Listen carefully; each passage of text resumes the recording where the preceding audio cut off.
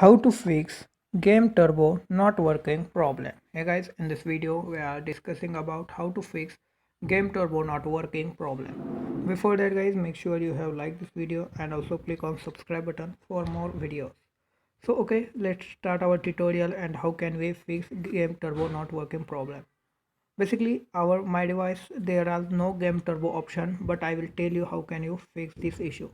First of all, you need to open your phone settings. Okay, open your phone settings, then go to you need to find Game Turbo option. Okay, find Game Turbo option and go to there, and you need to only clear data. Okay, there is nothing to anything do, just simple process, just clear data of your Game Turbo app. Game Turbo uh, setting, you need to reset setting of Game Turbo.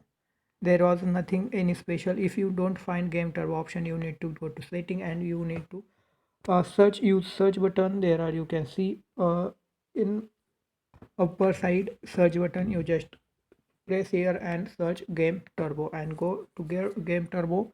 There was a clear all data. Okay, and then you can see your Game Turbo will be work perfectly. There is no any problem you can facing. Okay, I hope you can understand what can I say.